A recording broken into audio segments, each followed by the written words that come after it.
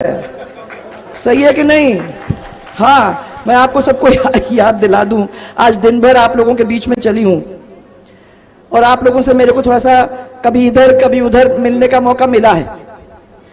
जोधपुर का border cross करते ही आप लोगों के क्षेत्र में कभी खट्टी कभी मीठी यादों को याद करते हुए 120 किलोमीटर खरनाल तक मुझे आने का मिला और जगह जगह पे आप लोगों ने मिलकर प्यार दिया,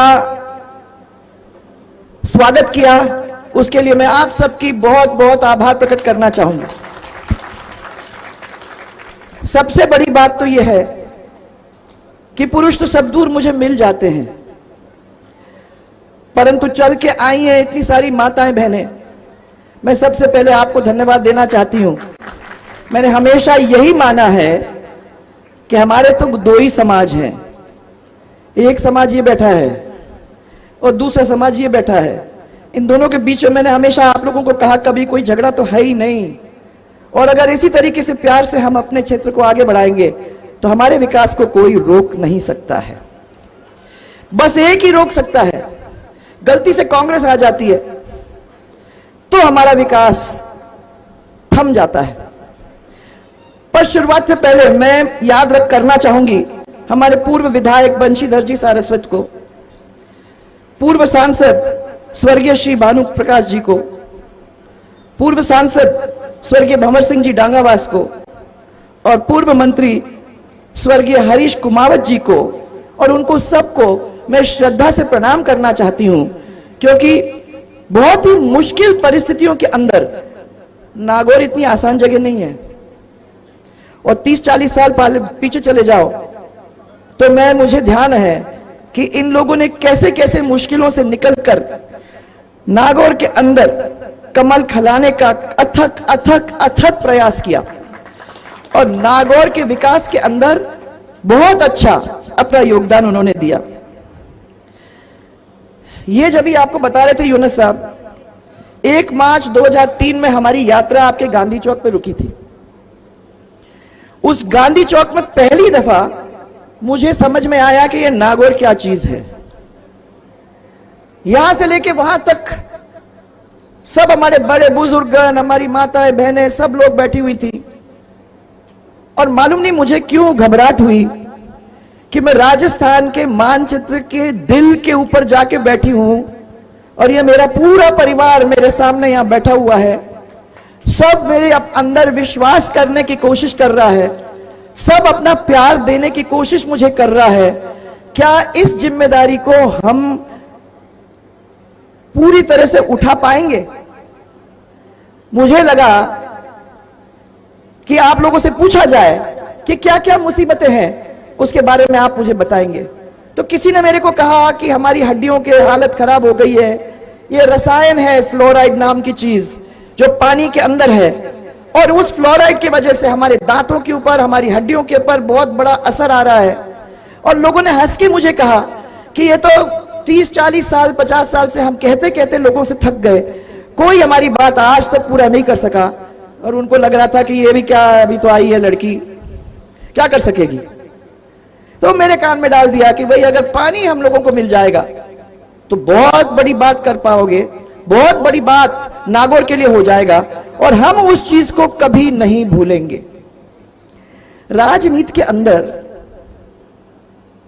हमारा जो क्या बोलते हैं इसको, बहुत ही कम होता है।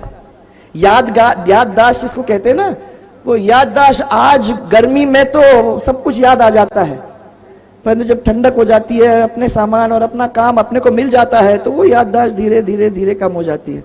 मैं आज ही याद दिलाना चाह रही हूँ, यूनुस जी ने याद दिलाने की कोशिश की कि 4000 करोड़ का फर्स्ट फेज, उस फर्स्ट फेज के अंदर नागौर, कीमसर, मेड़ता, डेगाना,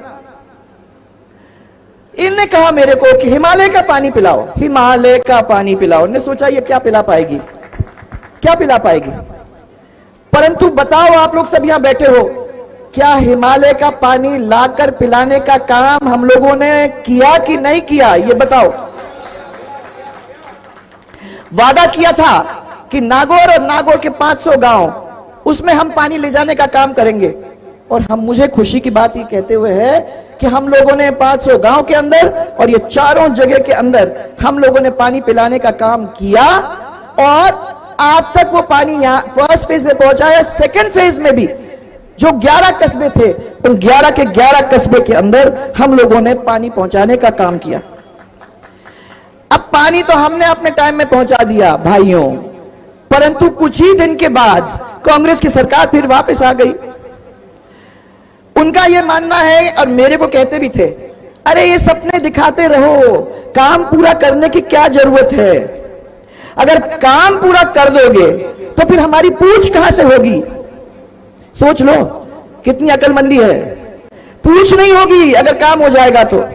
सपने पूरे नहीं करने हैं, सपने को खाली दिखाते रहना है। यह कांग्रेस का पुराना उनकी आदत है और ये कहते रहते हैं आप लोगों के बीच में। 2013 में भारतीय जनता पार्टी को 10 में से आपने 9 सीटें दी। हमारे कंधे के ऊपर एक बहुत बड़ा बोझ आपने डाला। फेज 2 के अंदर का पानी आप तक पहुंचा। फेज 2 के अंदर मैं धन्यवाद देना चाहती हूं डॉक्टर सांवरलाल जी जाट को, जिन्होंने लग के फेज 1 के अंदर उन्होंने लग के मेहनत करके और पानी को जगह जगह पहुंचाने का काम किया। फेज 2 के अंदर स्वर्गीय किरण महेश्वरी जी कोई पीछे नहीं हटी, उसने भी मेहनत की और मेहनत करके जगह जगह पे पानी पहुंचाने का उन्होंने भी काम किया। छोटी खाटू से कुछ ही दूर में 2 मई 2018 के अंदर शेरानी में मैं आई थी। मुझे याद है कि वहां अस्पताल का उद्घाटन मुझे करना था, तो उसके लिए मैं आई थी। वहां सबने मेरे हाथ पकड़ के कहा कि भाई यहां तो पीने के पानी की योजना को भी आप मंजूर कर दो। मन में आया कि किसी से बात तो की नहीं है, बिना बात किए हम कैसे पानी कह सकते हैं, परंतु इतना आग्रह हुआ कि हमने वहां हां भी कर दिया। और मैं समझती हूं कि उस पानी की योजना की स्वीकृति भी होने के बाद वहां पानी भी पहुंचाने का काम वहां शेरानी के अंदर किया। अब सरकार बदली, सरकार बदलते ही हालात भी बदले और आज पानी को लगा लेकर जगह जगह, जबकि मीठा पानी आ रहा है, आ सकता है, ज्यादा मेहनत करने की जरूरत भी नहीं है अब, परंतु बताओ हाहाकार पूरे नागौर के अंदर है कि पानी चाहिए पानी चाहिए। टैंकर भिजवाए जा रहे हैं, वो भी पर्याप्त नहीं है। आज ये परिस्थिति आपके नागौर के अंदर हो गई है। क्या ये सही है? क्या ये सही है? सही है। मुझे याद है कि पहले कार्यकाल में हम लोगों ने इस जिले के 3 और दूसरे कार्यकाल में 2 मंत्री बनाए थे, क्योंकि आपने इतनी सारी सीटें हमको दी थी। इसलिए हमने कहा कि नागौर को 3 मंत्री, फिर सेकंड टाइम 2 मंत्री हम लोगों ने देकर नागौर का काम करने का, आगे बढ़ाने का काम किया। किसी भी क्षेत्र का अगर हम लोगों को आगे बढ़ाना है, उसका विकास करना है, तो सबसे महत्वपूर्ण काम सड़कों का होता है। ये जैसे मैंने आपको बताया, राजस्थान के नक्शे का दिल है और हमारे मंत्रियों पे मुझे गर्व है, जिन्होंने पानी पिलाया, जिन्होंने रोड बनाए, वो सब मंत्रियों ने कोई कोर कसर पैसे की छोड़ी नहीं, आप तक पैसा पहुंचाया और वो रोड बनाने का काम किया। मैं तो ये यूनुस साहब से बार बार कहती थी कि क्या पूरे राजस्थान के पैसे यहीं जाएंगे क्या? परंतु आज मैं आपको सबको ये कहना चाहती हूं कि नागौर से आप राजस्थान के पूरब, पश्चिम, उत्तर, दक्षिण कहीं भी जाना चाहो तो बताओ, जा सकते हो कि नहीं? जा सकते हो कि नहीं? यहां कोई चिंता की बात नहीं है। आप तो सरसराते हुए निकल आओ। आप मेरे को तो आज मेरी किस्मत में ये 458 नेशनल हाईवे ये मेरे उसमें आया। मुझे बड़ी खुशी हुई कि मैं अब यूनुस को पकड़ के कहूंगी कि तुम्हारे तो सड़कें बहुत अच्छी बताते हो तुम, ये एक सड़क कैसे बच गई? तो डेगाना वाला मेरे साथ अजय सिंह किलक पे बैठे हुए थे। अजय ने कहा कि ये है वो सड़क जो 2008 के अंदर कांग्रेस ने करवाई थी और पीरियड के अंदर इसको रिपेयरिंग का काम करना था, वो भी कर नहीं पाए। ये हम लोगों की नहीं है सड़क। आप नाराज हो जाओगे, नहीं है तो इसलिए मैंने तुमको तो कहा नहीं ना, अभी तुमको तो कुछ नहीं कहा, इसलिए नहीं कहा क्योंकि मेरे को बता दिया कि ये आपके इसमें नहीं आ रही है, नहीं तो मैं तो वैसे ही पकड़ने वाली थी आपको इस मीटिंग के पहुंचने के पहले। ये गहलोत से मैं पूछना चाहती हूं, 6,500 करोड़ रुपया 2 बजट का पैसा पीडब्ल्यूडी का एक टाइम हम लोगों ने खर्च करके जगह जगह में आपके रोड्स बना दिए। नागौर वालों को कोई नहीं, आज तो गाड़ी में बैठ के पानी पी सकते हो, फैलेगा नहीं। ऐसी तो कई जगह पे आपकी सड़कें बन गई, पीने का पानी। और ये 2 बड़े काम आपके थे, वो दोनों बड़े काम हमने करके दिए। प्रमुख सड़कें बहुत हैं आपकी, मुझे नहीं लगता मुझे गिनाने की आपको जरूरत है, ये तो आप लिखवाई दो। जयपुर, जोबनेर, कुचामन, तरनौर और सड़क विकास, कोटपुतली, नीम थाना, सीकर, सालासर बालाजी, मुकुंदगढ़। आप बताओ, नागौर, जोधपुर, नींबा जोधा और ये सालासर नागौर, मेड़ता मोरा, डेगाना खाटू, सालासर पुष्कर। अरे नाम लेते जाओ तो करीबन 21 सड़कें ऐसी हैं जो पूरे के पूरे इस नागौर के जिले को और नागौर के जिले के बाहर हमारे जिलों को जोड़ने का काम कर रही हैं। धार्मिक महत्व के कितने सारे काम आपके हो गए। आज मुझे वीर तेजाजी के खरनाल के अंदर दर्शन करने का मौका मिला। कई सालों के बाद मैं वापस आ रही हूं। मैंने सबको यही कहा कि हम लोग वादा करते हैं तो उस वादा को भूलते नहीं है, उस वादा को पूरा करने का काम हम करते हैं। और मुझे खुशी है कि मीराबाई की स्मारक, मीरा महल का संरक्षण, खरनाल में वीर तेजाजी की पैनोरामा, पीपासर में गुरु जम्बेश्वर, नागौर में अमर सिंह राठौड़, इन सब के पैनोरामा, और मैं तो कुछ ही बता रही हूं आपको, इन सब के पैनोरामा मैंने पूरे किए। आज वीर तेजाजी की पैनोरामा का चक्कर मैंने लगाया। शर्म आनी चाहिए इस कांग्रेस की सरकार को। हमने हैंडओवर उनको किया, जब से हमारी सरकार गई उसके ऊपर इतना बड़ा ताला लगा के छोड़ दिया है। आज ताला खोला, उसको सफाई करवाया और मैंने जगह जगह पे देखा तो अंदर से सीपे जा रहा है, दीवार का पेंट निकल रहा है, गंदगी सब दूर फैला हुआ है। वो आपके इस्तेमाल के लिए हम लोगों ने आपके लिए बनाया था, ताला लगा के रखने के लिए नहीं था, परंतु आज वो देखने को मुझे मिला है। नागौर शहर के अंदर मुझे याद है, जब भी मैं जाती थी तो ये सबसे पहले मेरे गले पड़ते थे, अरे साहब ये 2 आरओबी तो बना दो। नागौर के है कोई यहां? ये सब मंच वाले हैं, हम तो जनता से बात करते हैं सर। वहां मैं कहना चाह रही हूं 2 आरओबी के पीछे मेरे पड़े। हमने कितनी कोशिश की वो 2 आरओबी को कंप्लीट करने का काम चालू किया, आज वैसे के वैसा ही पड़ा हुआ है। जब तक ये सरकार नहीं बदलेगी, कितनी शर्म की बात है। पैसे की कमी नहीं, किसी चीज की कमी नहीं, बस इच्छा शक्ति की कमी है। और ये हम लोगों को इन नागौर के अंदर, इन आरओबी के अंदर देखने को हमें मिला। अशोक गहलोत कभी जनता का प्रबंधन वैसे भी नहीं करता भाइयों। आप लोगों ने कितने साल से इसको देख लिया है। खुद का प्रबंधन करने में नंबर 1, जनता का प्रबंधन आसानी से नहीं होता, वो हम लोगों ने देखा है।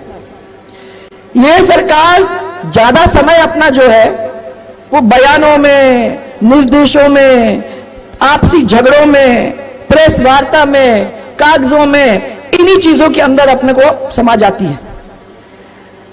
बट जब अपन चर्चा करते हैं कि अशोक गहलोत की उपलब्धि क्या हुई है, तो सबसे बड़ी उपलब्धि यह हुई है उनकी कि हमारी जनहितैषी योजनाएं जो भी है उनको सबको बंद करने का काम अगर किसी ने किया है तो इस अशोक गहलोत की सरकार ने किया। मैं ये पूछना चाहती हूं कि कितने अच्छे काम थे। कोई भी अच्छा काम कोई भी सरकार अगर करती है तो दूसरी सरकार जो आती है उसके अंदर 4 चांद लगाकर उसको और आगे बढ़ाए तो कितना अच्छा होता है जनता के लिए।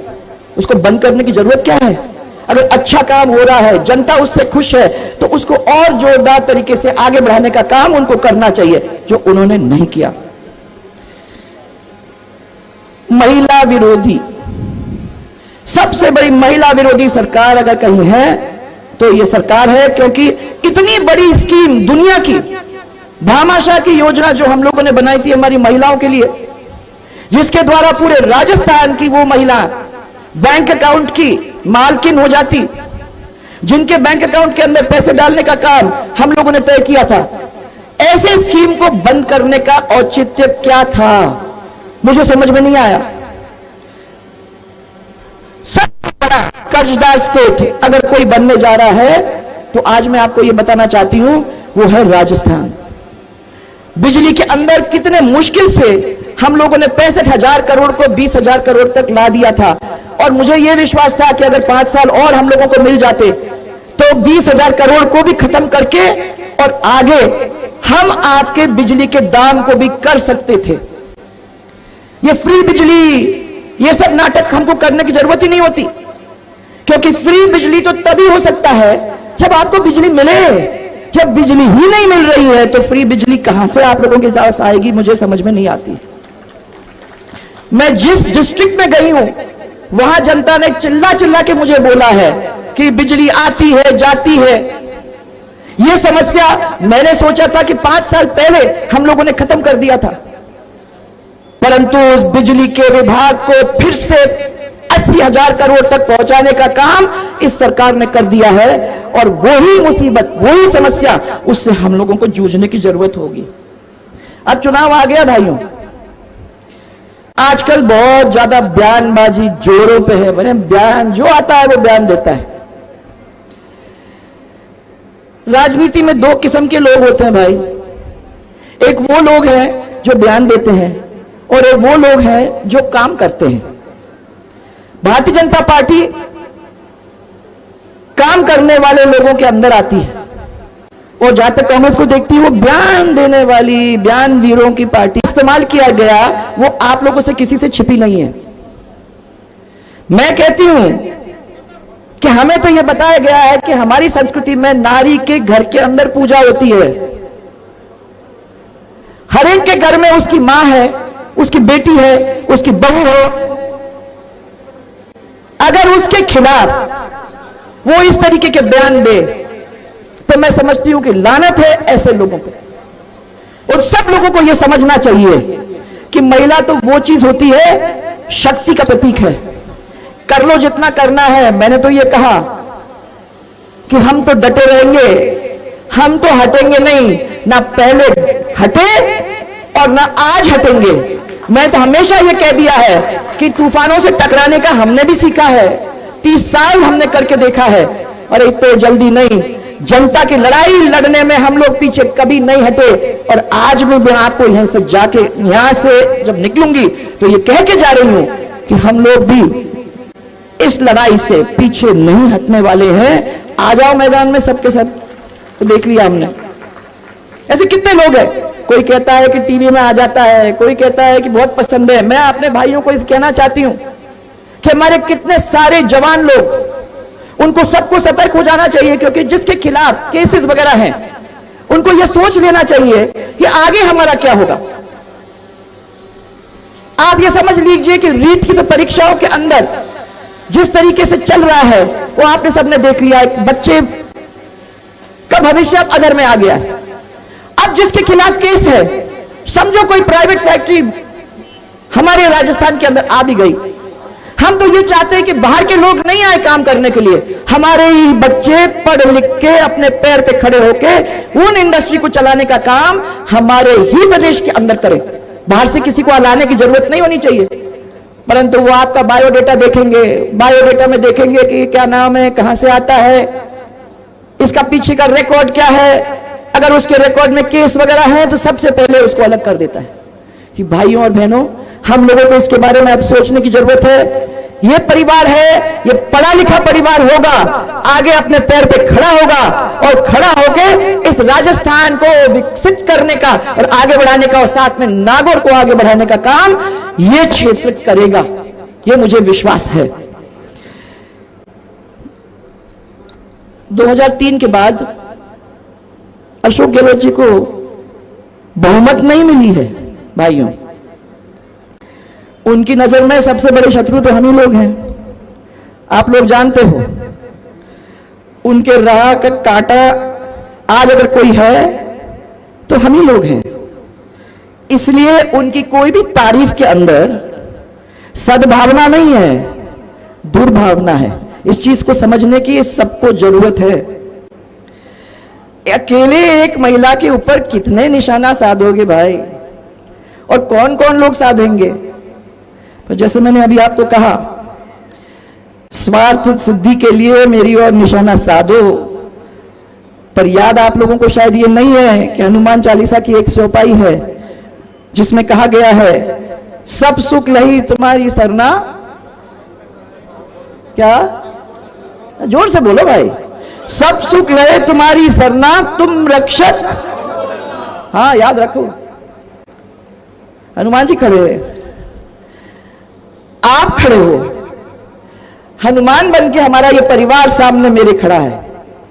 मुझे किस चीज की डर, मैं क्यों डरूं जब आप लोग सब यहां खड़े हो, जब आप लोग सब ने अपने परिवार जैसे हमको प्यार दिया है, क्योंकि ये 4 साल जब निकले हैं आपके प्यार के ऊपर ही तो निकले हैं। और मैं बार बार यही कहती हूं कि आज राजस्थान की जनता ने जो हमें प्यार दिया है, जो हमें साथ दिया है, जो हमें विश्वास दिया है और आशीर्वाद दिया है, उसके बिना तो मैं यहां कभी खड़ी ही नहीं हो सकती थी। आपको सबको मेरा धन्यवाद।